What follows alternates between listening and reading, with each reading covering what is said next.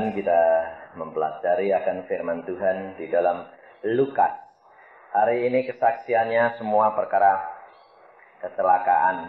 Firman Tuhan juga memang kita harus belajar ini ya.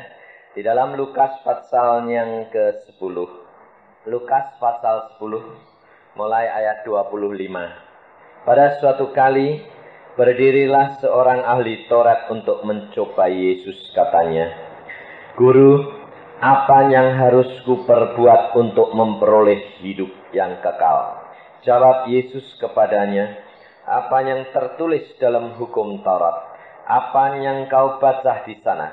Jawab orang itu, "Kasihilah Tuhan Allahmu dengan segenap hatimu, dan dengan segenap jiwamu, dan dengan segenap kekuatanmu, dan dengan segenap akal budimu.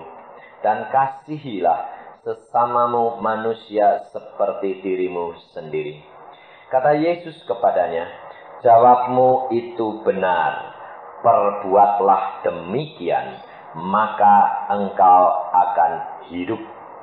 Tetapi untuk membenarkan dirinya, orang itu berkata kepada Yesus, "Dan siapakah sesamaku manusia?" Sampai di sini dulu. Kalau saudara-saudara perhatikan, yang bertanya kepada Tuhan Yesus ini siapa? Loh, tadi baca ahli Taurat. Kalau ahli Taurat itu orang pinter enggak? Pinter apa? Hah? Taurat, pinter Alkitab, perjanjian lama. Nah, dia bertanya kepada Yesus perkara untuk mendapatkan hidup yang kekal. Tetapi di ayat yang pertama ditulis jelas untuk mencobai Yesus. Ini loh saudara. Kita kerap kali tidak sadar bahwa kepandaian itu menyebabkan kita ini kerap kali suka menguji orang lain, ya tak? Karena kita merasa bahwa kita ini sudah mampu, sudah tahu, kita kerap kali mencobai orang lain. Kita kerap kali menilai orang lain.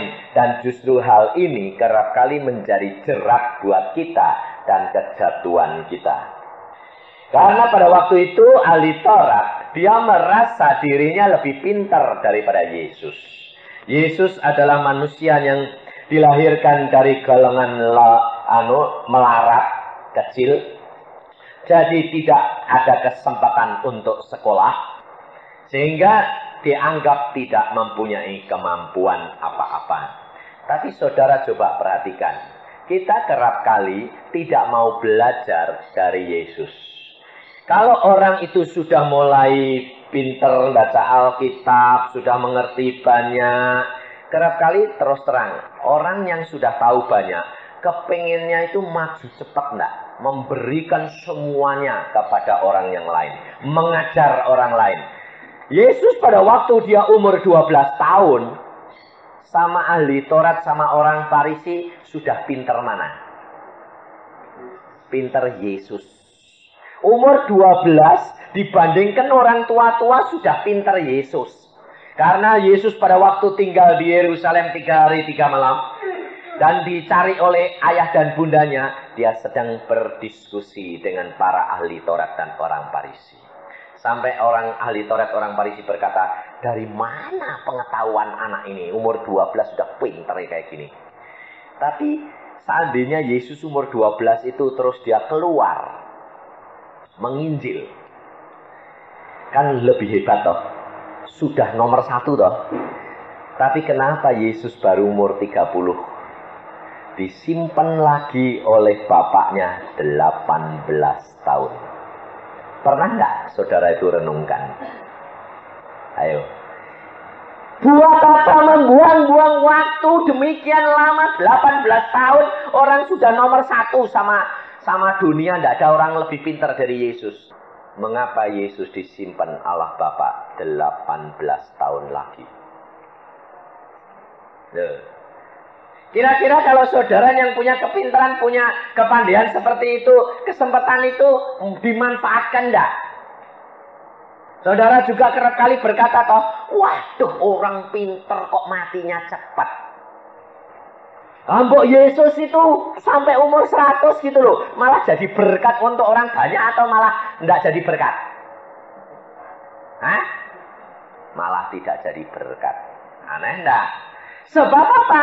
Sebab Yesus kalau nanti dia terlalu lama di dalam dunia, tidak ada satu orang pun yang berani menginjil. Kenapa? Karena sudah diborong sama Yesus semua. Ngerti enggak? Yesus rendah hati. Dia hanya melakukan. Umur Yesus berapa? Pada waktu dia keluar 30. Matinya umur berapa? 33, lebih sedikit. Berapa persen yang dilakukan kerja Yesus dari seluruh umurnya? 10%. Saudara. Kenapa Yesus sengaja disimpan oleh Allah Bapa 18 tahun? Sebab Yesus merupakan suatu manusia yang dibuat contoh oleh manusia yang lain. Bahwa segala perkara itu harus bergantung kepada Allah Bapa. Jangan menurut kehendakmu sendiri. Kita kerap kali diperintah, diprogram oleh perkara-perkara kuasa gelap. Pikiran kita ini mempengaruhi, inginnya berjalan menurut kehendak kita sendiri. Di sini 99% ibu-ibu. 99% orang-orang ini adalah penolong-penolong. Betul tak? Hah? Penolong dah? Ibu-ibu ini penolong dah? Ya. Belajar dari Yesus. Yesus ini penolong tak? Ya. Yesus adalah penolong kita. Yesus adalah juru selamat kita. Yesus adalah penolong kita. Inilah. Tetapi kita kerap kali tidak belajar dari Yesus. Yesus yang pintar, seorang penolong itu mesti lebih pintar daripada yang ditolong. Nah, saudara ini, ibu-ibu ini lebih pintar dari bapaknya apa enggak? Loh. Orang laki Adam itu pada waktu dijadikan oleh Allah, Adam, aku berikan engkau seorang penolong Hawa. Loh, lah pinter Adam apa pinter yang ditolong? Yang menolong sama yang ditolong pinter mana? Hah? Pinter yang nolong. Sadar enggak kalau ibu-ibu ini lebih pinter dari bapak-bapak? Hah? Loh. Tetapi salahnya ibu-ibu ini tidak tahu tempatnya. Jadi tidak bisa nolong, malah mentungi terus. Lah ini soalnya. Sebabnya apa? Sebab pikirannya ini jalan sendiri menurut karepe dewek. Tapi kalau Anda minta pimpinan Roh Kudus seperti Yesus berjalan, tunggu saat waktunya yang ditetapkan oleh Bapa, maka tiap tindakanmu akan mendatangkan berkat luar biasa. Tahu enggak? Allah itu sudah punya rencana demikian rupa. Allah itu punya hikmat yang luar biasa dan dia tahu tepat waktu dan saatnya yang persis buat kita sekalian. Tapi kerap kali kita itu tidak sabar. Inginnya itu kalau sudah tahu ya, tahu ada orang salah itu, taunya itu jaga mulut ini loh. Duduk diam untuk tunggu saat Tuhan itu tidak sabar, keluar brol, belum waktunya bapaknya marah, lah bubar rumah tangganya kocar kacir malah. Saudara belajar dari Yesus. Yesus ditahan oleh Allah Bapa 18 tahun. Bagaimana rasanya untuk diem diri 18 tahun? Tahu kesalahan dunia, oh manusia salahnya kayak gitu. Tahu bapak ibunya berbuat salah. Tahu tetangga-tetangganya berbuat salah. Tahu ahli Taurat itu orang yang pintar Alkitab tetapi berbuat salah banyak. Suruh diem 18 tahun. Kira-kira ibu sanggup enggak? Hah? Kalau ada rumah bapaknya salah, anaknya salah, pembantunya salah, lalu tutup mulut sehari saja, sanggup enggak kira-kira? Enggak sanggup? Waduh berat ya, ini kok 18 tahun? Suruh diem, saudara tahu? Kenapa saudara tidak dapat seperti Yesus? Sebab saudara tidak mau belajar dia sama dia. Belajar dari dia, pasti hasilmu luar biasa. Karena apa? Karena Yesus kita adalah dia contoh, dia pelaku firman. Dan engkau diharapkan dan diminta untuk menjadi pelaku firman. Kalau engkau melakukan firman, luar biasa. Maka Alkitab ini adalah pelajaran untuk dilakukan. Langkah demi langkah. Tidak usah khawatir. Tidak usah pakai ilmu-ilmu tetek bengek. Seperti ahli Taurat dia tanya, siapa itu sesama manusia? Tidak perlu. Yang penting baca, lakukan, digerakkan roh, baru lakukan. Kalau baru dari pikiran ini, dibawa ke dalam doa. Kalau sudah dari roh, itu barusan dilakukan. Ini cara Yesus. Yesus berdiam diri. Yesus tidak menuntut, Allah tidak menuntut dari saudara itu seluruh hidupmu. Sungguh-sungguh lakukan 1/10. Cukup. Kenapa Yesus cuma 3,5 tahun? Kenapa Yesus tidak sampai umur 60 atau 70? Yesus tahu rendah hati. Yesus tahu bagian dia. Yesus berkata, jikalau sebiji gandum tidak mati, dia tidak berbuah lebat. Dia tahu ini bagian dia. Dia tahu selanjutnya adalah bagian anak-anaknya, bagian murid-muridnya, saudara dan saya. Tetapi kerap kali saudara menjadi seorang penolong di dalam rumah tangga, inginnya diborong semuanya. Anaknya, bapaknya, pembantunya tidak pernah dikasih kesempatan untuk mengerjakan. Sebab apa? Kamu kalau mengerjakan tidak pernah beres. Gini loh caranya diajari gini kok tidak isa-isa sih kamu. Karena apa? Karena orang lain kamu nilai menurut nilaianmu sendiri. Kira-kira kalau saudara dinilai nilainya Yesus, masuk hitungan enggak? Lo jujur. Cerewetnya cerewet. Sabarnya enggak sabar, ya dah. Ngakimi miso-miso, ya menghakimi, ya macam-macam tetek bengek nilai orang, maki orang, nyalain orang, nipu orang.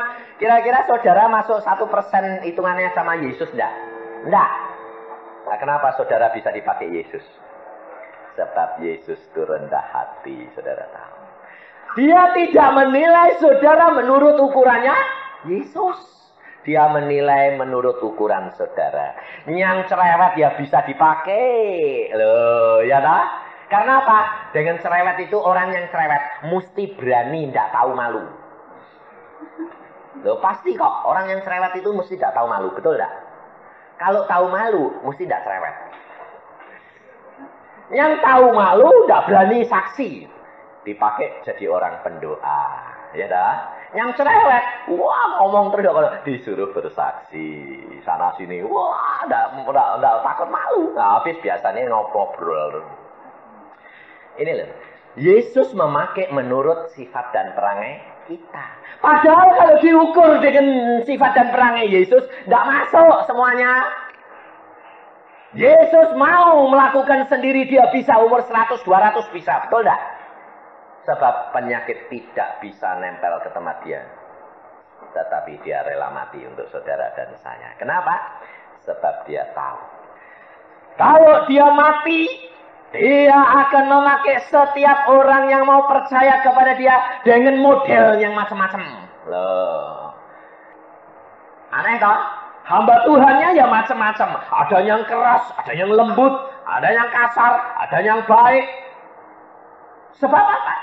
Sebab Yesus tahu manusia ini kalau mau diselamatkan bisa dijadikan berkat untuk orang lain. Maka kita harus belajar, kita harus tahu fungsi kita. Kedudukan kita, keadaan pribadi kita harus mengenal. Jadi jangan mengenal orang lain. Yesus berkata, periksa dulu selumbar yang di matamu. Ini periksa dulu dirimu. Aku ini dijadikan Tuhan jadi apa? Tidak semua orang, saudara ini dituntut jadi penginjil. Tidak. Di dalam menjadi ibu rumah tangga, itu tugas yang Tuhan berikan. Jangan dikira ibu rumah tangga itu tidak pegang peranan.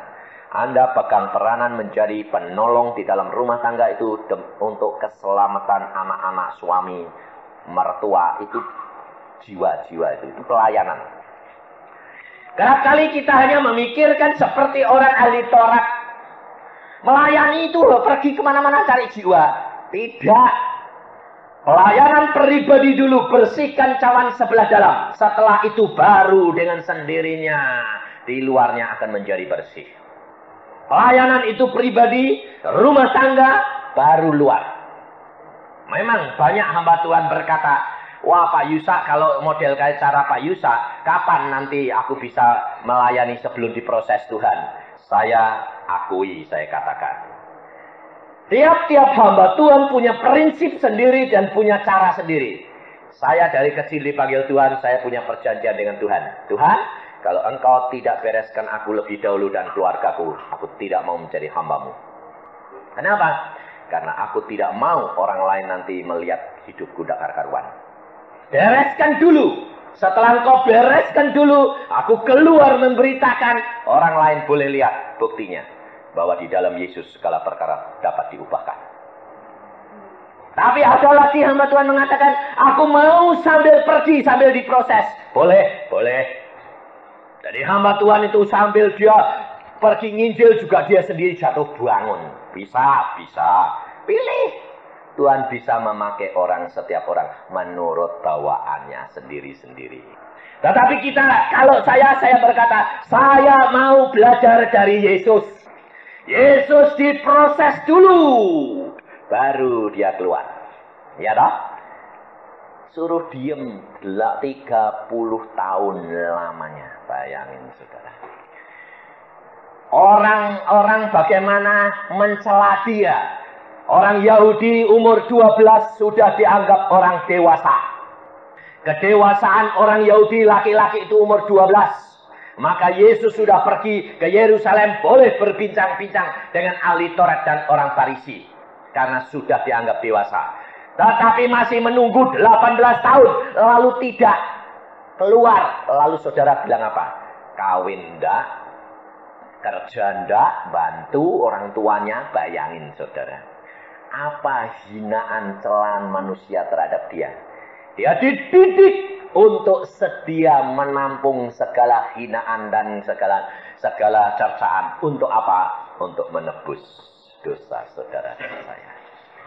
Yesus selalu sudah dididik oleh Allah. Allah selalu punya rencana hidup di dalam tiap-tiap kita. Di dalam tiap pribadi. Kejadian apa?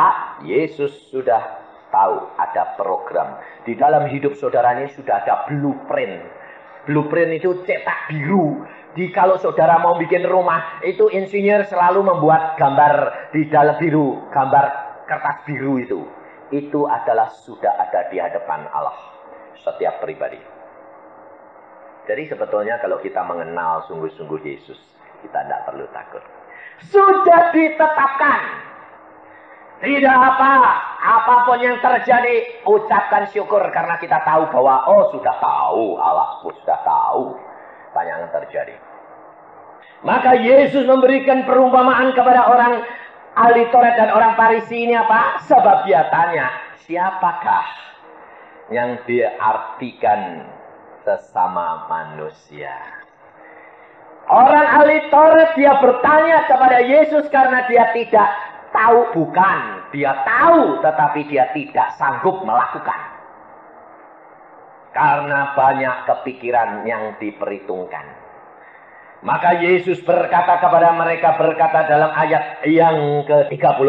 Jawab Yesus, adalah seorang yang turun dari Yerusalem ke Yeriko. Ia jatuh ke tangan penyamun yang bukan saja merampoknya habis-habisan. Tetapi yang juga memukulnya dan yang sesudah itu pergi meninggalkannya setengah mati.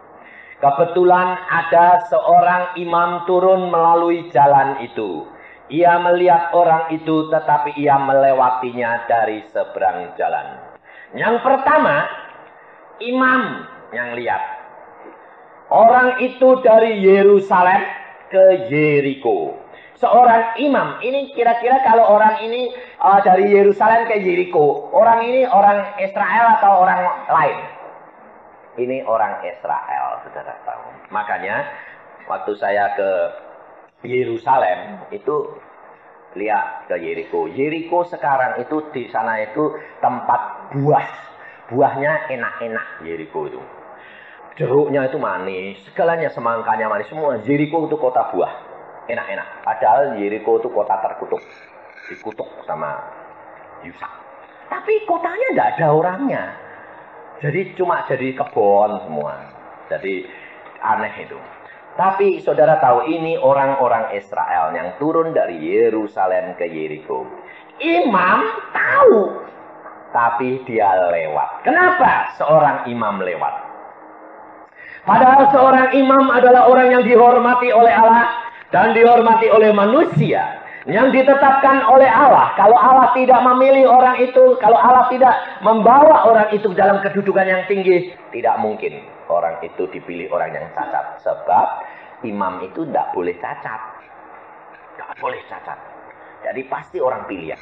Tapi imam ini lewat. Karena apa? Karena dia memikir, bukan bertindak melalui pimpinan roh, tetapi dia bertindak melalui kepikirannya sendiri. Kenapa? Apa yang dipikirkan imam ini? Wah, itu orang kena celaka. Pasti orang tidak kenal Tuhan, tidak mau nurut Tuhan, ya akibatnya kena celaka. Syukur. Ayo, saudara kerap kali gitu enggak? Menilai orang lain. Kalau sudah mengenal Yesus, lalu yo akibatnya alami, sukamu enak rasake. Maka dari itu kerap kali kepandaian kita menjadi jerat buat kita. Yesus mengajar kita menjadi pelaku firman, bukan hanya pengetahuan Alkitab. Kesucian kerap kali menjadi jerat buat kita. Aneh toh? Kesucian itu baik. Tetapi kalau sudah mulai kesombongan masuk, kita menjadi menghakimi orang lain. Maka kenapa hamba-hamba Tuhan itu kerap kali diajar dari bawah? Pak Widodo tadi kan bilang loh, orang bobrok, orang yang rusak, calon penghuni neraka. Tapi diangkat. Kenapa? Kenapa Tuhan tidak mengambil hamba-hamba Tuhan itu dari yang mulus-mulus, yang hidupnya itu baik, sifatnya baik, suci kudus dari lahir, kok yang diambil dari bobrokan? Kenapa? Sebab Tuhan itu memilih imam-imam itu kecewa. Sudah dipilih yang mulus, dididik yang baik, tidak boleh ini, tidak boleh itu. Nyatanya tidak ada yang baik, manusia tidak ada yang baik, saudara. Maka Allah memilih setiap orang sekarang menjadi imam-imam. Saudara dan saya dipilih. Tidak ada sekarang laki-laki tok. Laki perempuan sama Tuhan dapat pakai. Karena apa? Karena Allah melihat tidak ada manusia yang baik. Tetapi yang dikehendaki Allah adalah orang yang apa? Melakukan firman. Maka Tuhan mengatakan, siapa sesama manusia? Adalah seorang yang turun dari Yerusalem. Ia dirampok habis-habisan. Dan seorang imam lewat. Kemudian yang kedua, demikian juga seorang Lewi. Datang ke tempat itu. Ketika ia lihat orang itu, ia melewati dari seberang jalan. Orang Lewi adalah kelompok orang yang melayani Tuhan. Bukan pendeta, bukan penginjil, tetapi kelompok orang yang melayani Tuhan. Ada Bani Lewi itu ada bisa juga mempersembahkan korban. Dia ada yang membawa puji-pujian, macam-macam. Jadi saudara tahu, ini adalah kelompok orang-orang pilihan Allah. Yang disendirikan, tetapi dia merasa dirinya suci. Dia merasa dirinya tidak layak megang orang-orang yang tidak suci. Apalagi kalau orang Lewi sudah mau datang ke pelayanan, tidak boleh memegang mayat, tidak boleh memegang barang-barang najis. Hal ini kerap kali menjadi jerat buat dia. Yesus berkata, lalu datang seorang Samaria Seorang Samaria ini adalah orang asing, orang yang dikucilkan oleh orang Yahudi. Padahal orang Samaria ini juga keturunan Yusuf, tetapi mereka dikucilkan karena sudah bercampur dengan darahnya orang lain. Maka dari itu saudara, kita kerap kali memandang orang lain, memandang dari bentuk, memandang dari kedudukan, memandang daripada apa? Pelayanannya. Kelihatannya si suci, kelihatannya baik, belum tentu. Malah kerap kali orang itu tidak tahu bahwa itu ada kebobrokan. Saya pada waktu di Semarang, kumpul-kumpul dengan anak-anak Tuhan yang lain. Lalu ada datang satu orang. Datangnya si pakai Mercy Tiger. Laki-laki ini pakai Mercy Tiger, kaya raya. Lalu sembahyang, semua sembahyang. Saya baru kenal hari itu. Kita berdoa bersama-sama, berdoa. Saya pas mendoakan si laki ini, wah aneh saudara. Saya sampai tidak bisa mengerti. Saya sampai sekarang ya tidak bisa ngerti. Demikian saya sebut dia, kemudian saya menyebut istrinya, air mata saya itu kayak pancuran. Nangis saya itu seperti nangisi anak saya mati. Aneh enggak? Saya bisa menangisi istrinya orang itu seperti saya menangisi anak saya kalau sedihnya kalau anak saya itu mati masuk neraka. Aneh enggak? Saya sampai kaget. Sedang orang ini baru saya kenal, istrinya belum pernah ketemu. Namanya istrinya ya tidak tahu, rupanya ya tidak tahu. Lalu setelah selesai saya tanya sama dia, saudara, istrimu bagaimana? Oh baik, istri saya itu rohani. Lebih rohani dia daripada saya. Hubungan saya sama dia bagus sekali. Saudara tahu? Lah saya kan jadi bingung loh. Lula aku mendoakan istrimu kok nangis sampai saya ini kayak nangisi anak saya masuk neraka, ini kan lucu toh. Sampai saya tanya sama Tuhan gini, Tuhan, engkau ini kok aneh-aneh.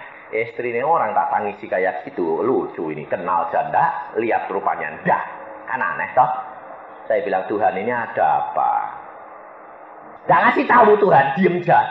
Terus saya bilang gini, kamu berdoa, saya akan berdoa lagi, tanya sama Tuhan.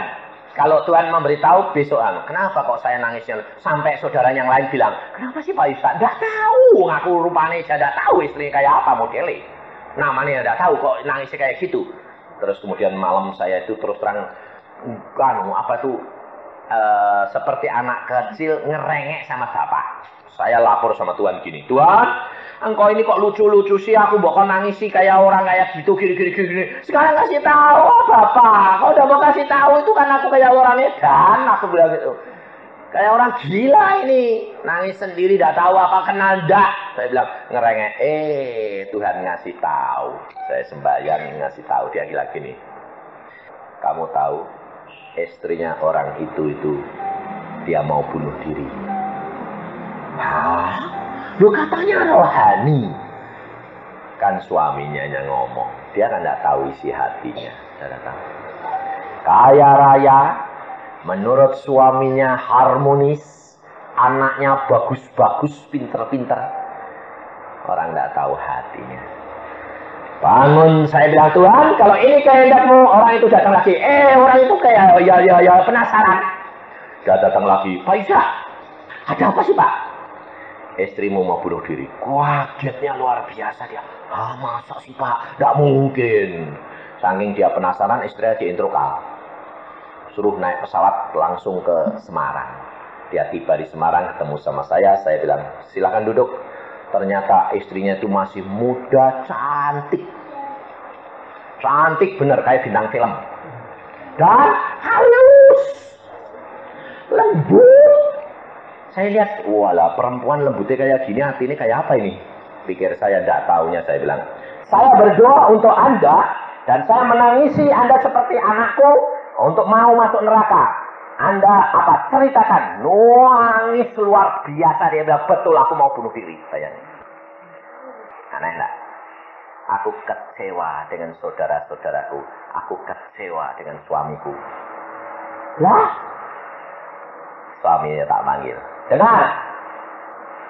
Cerita semua. Bongkar. Suamimu sudah sedia menerima. Bongkar seluruhnya. Bongkar. Suaminya nangis dirangkul. Kok kamu gak ngasih tahu kalau kamu kecewa? Aku ngasih tahu kamu berapa kali engkau tidak pernah mau menurut dan mau mengerti. Hidupku tidak ada artinya. Saudara tahu? Yang tahu hati orang siapa? Tuhan. Anak tidak tahu, mertua tidak tahu, betul tidak? Hah? Kelihatannya anak, waduh mama, mertua. Belum tentu hatinya tidak kobong kayak dibakar jadi angus. Tinggal areng dipencet ya, mak kerepnya habis. Ini kita sekali tidak nyadari, saudara. Harta kekayaan tidak menjamin. Kelihatannya melayani dengan lemah lembut, tidak jaminan. Tetapi yang menjamin adalah Yesus. Saudara tahu. Kamu harus terbuka dengan Yesus. Jangan simpan kekecewaan. Kalau engkau kecewa terhadap suami, jangan langsung simpan, dianalisa sendiri. Hadapkan Yesus, masuk kamar ngomong. Tuhan, aku kecewa kepada suamiku, gini, ceritain. Habis itu diam. Tuhan, tolong bukakan rahasia ini. Nanti Yesus buka. Kamu sendiri kadang-kadang yang menjadi penyebabnya. Suamimu tidak nurut. Kenapa suamimu digondol orang? Iya kan? Loh, jangan saudara kira bahwa saya ini belum pernah digondol orang. Hampir kegondol orang. Tapi istri saya, istri yang bijaksana, dia selalu lapor Tuhan. Dan Tuhan sendiri yang ngasih tahu saya, ngasih tahu istri saya. Dulu suamimu gak ada, sebetulnya dia tidak mau, tapi kepingin mau kegondol. Lalu istri saya bilang, aku kok dikasih tahu Tuhan, kamu ini sebetulnya kasihan ya, tak duake kok tak sayang. Lah saya tahu kalau istri saya itu sayang. Lah orang lain yang mau gondol itu belum tentu sayang. Ya udah kuat, akhirnya saya bilang, dalam nama Yesus, wah dalam nama Yesus. Lepas, hilang, nggak jadi kegondol. Nah ini saudara. Kalau saudara-saudara itu di dalam rumah tangga saudara menjadi seorang penolong, dengan belajar dari Yesus yang penuh dengan kerendahan hati, keterbukaan, dan belas kasihan, semuanya akan menjadi berkat. Rahasianya di mana? Adalah belas kasihan. Saya sendiri dulunya belum pernah merasakan apa belas kasihan itu. Belas kasihan itu seperti saya menangisi istri seorang ini. Saya bilang, Tuhan kok nangisnya kayak gitu? Ya, karena jiwamu sudah tahu, rohmu tahu orang itu mau masuk neraka. Dan engkau angkat kembali supaya menjadi damai dan sejahtera. Rumah tangganya diselamatkan, jiwanya diselamatkan, anak-anaknya dan suaminya tidak menderita lagi. Ini loh saudara.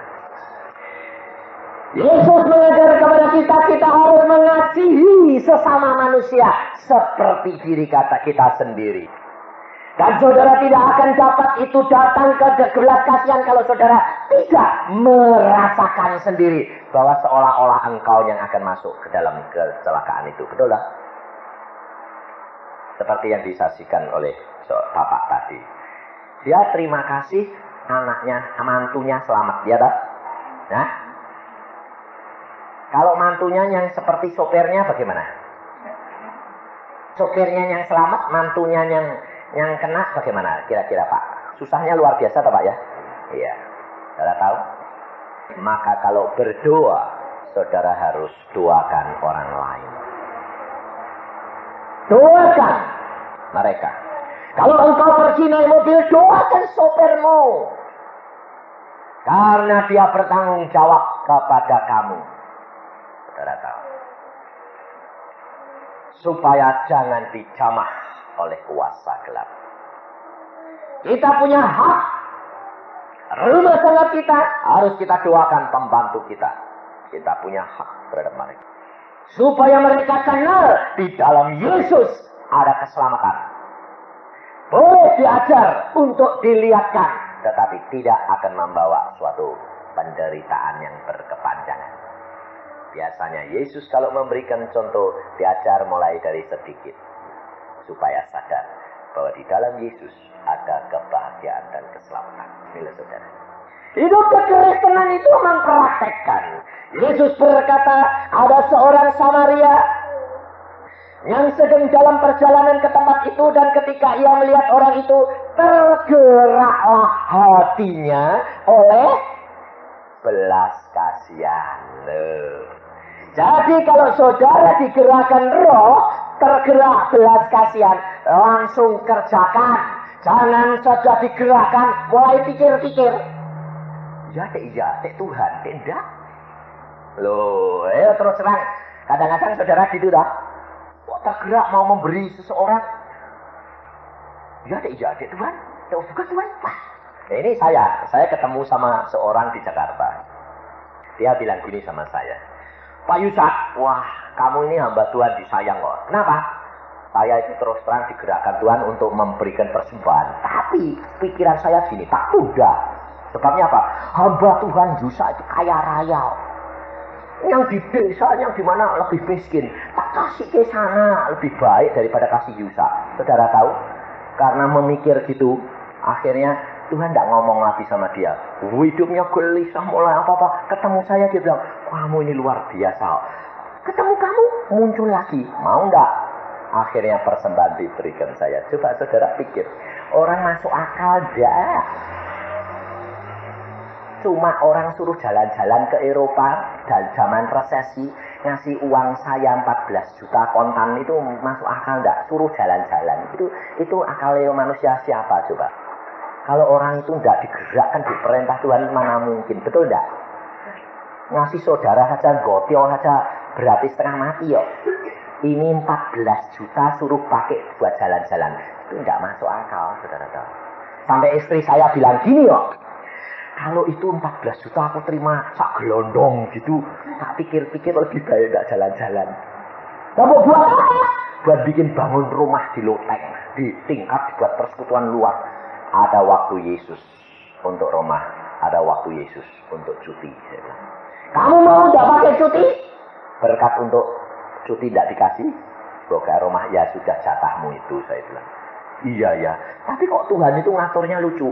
Orangnya ngasih tiket dulu, pesanan hotel dulu, baru uang kontan mau berangkat. Aneh enggak? Kalau orang nggak digerakkan Tuhan itu nggak bisa, saudara. Demikian juga saya. Demikian saya bicara sama Sang Budi, Tuhan berkata, iman tanpa perbuatan mati. Lalu uang hasil KKR di Bali 750.000. Saya bilang, semua Tuhan, semua. Oke, semua 1 sen saya ambil. Karena apa? Karena kalau belajar, kalau engkau digerakkan, langsung kerjakan. Motivasi hati ini nurut. Tidak mulai dipikir-pikir, ya Tuhan, enggak. Wong itu orang dilihat gini. Saudara enggak tahu. Enggak tahu isinya. Orang datang pakai Mercedes Tiger. Ternyata setelah sampai di Semarang itu masih dipakai. Saya masih naik Mercy-nya dia. Habis itu saya katakan, engkau hidup enggak beres. Beresin, utang masih banyak. Iya. Sampai di Bandung Mercy-nya dijual, bayar utang. Sampai saya bilang, Tuhan, hidup itu kok tidak tentu ya. Hari ini kaya, besok ludes lagi. Daratan. Tetapi kalau engkau melakukan firman, setiap kali Roh Kudus bekerja, engkau lakukan, kau akan lihat memetik buahnya. Berkat akan selalu. Tadi malam seorang bersaksi, dia dulunya belum kenal apa-apa. Artinya mulai belajar firman, melakukan. Saudara tahu, dia punya ekspedisi. Setiap kali truknya itu pergi, bannya mesti habis. Ada kena paku, ada apa. Nanti truk berhenti, ditendang truk lain. Blonyok. Barusan dibikin betul, 1 kali jalan ke Jakarta, Surabaya, Jakarta, masuk jurang. Dia sampai gini, Tuhan, ini kok kesukaran demi kesukaran kok udah habis-habis. Akhirnya dia berdoa, bertelut di bawah kaki Tuhan. Dia cari firman, dia dengar, dia lakukan. Saudara tahu, setelah satu saat Tuhan berkata perpuluhan, lalu dia berikan perpuluhan. Ya, aku nurut Tuhan. Dia berkata apa?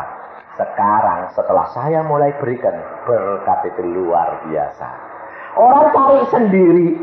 Truk itu setiap kali pulang dari Jakarta saya lihat ban reservonya itu tidak pernah dibersihin karena tidak pernah turun. Awetnya luar biasa bannya dan truknya. Sekarang dia bilang orang lain cari sendiri, bukan saya yang cari muatan. Memang Yesus itu luar biasa. Kalau engkau mau menurut dan melakukan firman, saudara tahu. Maka Yesus berkata, orang Samaria ini dia tergerak hatinya. Padahal orang Samaria adalah orang kafir. Orang yang tidak mengenal akan firman.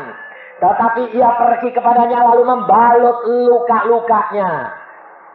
Dan sesudah itu menyiraminya dengan minyak dan anggur. Kemudian menaikkan orang itu di atas keledai tunggangannya sendiri. Membawanya ke tempat penginapan dan merawatnya. Keesokan harinya ia menyerahkan 2 dinar kepada pemilik penginapan itu. Katanya, rawatlah dia. Jika kau belanjakan lebih dari itu, aku akan menggantinya waktu aku kembali. Melaksanakan firman. Ini yang penting, saudara. Dan berani berkorban untuk melakukan apa yang Yesus katakan. Tapi bukan berarti lalu orang Samaria ini lalu tidak kerja, ngurusin orang sakit ini terus, lalu dia ninggalin kerjaan. Tidak. Pelayanan adalah apa yang engkau lakukan, kerjakan. Itu juga pekerjaan pelayanan Allah. Saudara menjadi ibu rumah tangga, saudara masak, saudara melayani keluarga, itu pekerjaan Allah. Lakukan engkau melayani Allah. Tetapi yang dituntut oleh Allah apa? Belajar peka. Kalau tergerak hatimu, lakukan. Pasti membawa berkat. Itu yang dikehendaki Tuhan. Pelaku-pelaku firman. Daniel dia mengerjakan pekerjaannya seluruh harinya untuk mengerjakan pekerjaan raja. Tetapi pada saatnya dia berdoa jangan dikurangi. Ibu-ibu di sini juga harus begitu. Jam doa jangan dikurangi. Dia pagi sediakan 1 jam untuk berdoa terus. Doa untuk anak, untuk suami, untuk pembantu, untuk mertua, untuk orang tua. Doakan untuk saudara-saudara seiman. Dan pasti engkau diberkati Tuhan. Kenapa? Karena penuh dengan doa syafaat. Dan belajar mengampuni. Jangan punya sakit hati. Akar kanker itu semua dendam sakit hati. Akar daripada penyakit segala macam adalah kesakitan jiwa. Lepaskan semuanya. Kasihi orang itu. Belajar seperti Yesus. Berani diam diri. 18 tahun diam hanya berdoa untuk orang lain. Ini yang penting. Maka engkau akan melihat perkara-perkara besar. Kalau kamu sudah keluar, setiap perkataanmu akan jadi. Rahasia keberhasilan Yesus adalah duduk diam di bawah kaki Allah sampai waktunya tiba. Saudara-saudara. Hidup kekristenan belajar dari Yesus. Dan engkau akan melihat perkara-perkara besar yang Allah lakukan. Kau akan menjadi tiang di dalam gereja. Tiang di dalam rumah tanggamu. Dan semua orang akan melihat berkat yang melimpah. Karena saudara tahu, rumah tangga tidak akan dapat diberkati kalau istri tidak menjadi berkenan. Karena firman Tuhan di dalam Amsal Sulaiman, seorang istri yang cakap, Amsal Sulaiman 30, keuntungan suaminya tidak akan kurang. Berkat akan melimpah terus. Jadi sebetulnya itu rumah tangga tergantung daripada istri, saudara tahu. Makanya kalau istrinya tidak beres, ya kantongnya kempes. Jadi periksa diri, saudara. Maka kita akan melihat perkara-perkara besar yang kita dapatkan. Mari kita berdoa. Tuhan, firman-Mu sudah hamba sampaikan. Engkau periksa hati-hati di tempat ini, Tuhan. Adakah mereka itu sudah belajar daripadamu menjadi seorang penolong, sehingga berumah tangganya keberkatan. Ampuni Tuhan kalau mereka sakit hati. Pada siang hari ini kami mau mempersembahkan hati kami ke dalam tangan-Mu. Berikan kemampuan untuk mengampuni. Berikan kekuatan untuk mencabut segala duri-duri yang tertanam di dalam hati pikiran kami, sehingga menyebabkan kesakitan bagi kami. Tuhan, Engkau lepaskan kami. Engkau bebaskan kami. Karena firman-Mu lah yang dapat melepaskan kami. Dan lepaskan kami pun daripada akal yang selalu menjadi berhala kami. Pikiran kami menguasai kami. Sehingga kami tidak dapat menurut akan apa yang Kau gerakkan, Tuhan Roh Kudus. Ampuni kami Bapa, ampuni kami Allahku, ampuni kami. Pada siang hari ini kami persembahkan jiwa-jiwa ini dalam tangan-Mu Tuhan. Hamba tahu Engkau sedang mengerjakan. Dan sedikit demi sedikit kami akan terlepas. Dan kami akan dibebaskan. Dan kesukaan menjadi bagian kami. Berkat yang berkelimpahan menjadi bagian rumah tangga kami. Terima kasih Bapa. Karena Engkau-lah Allah kami yang baik. Dalam nama Tuhan Yesus kami mengucap syukur semua perkara. Amin.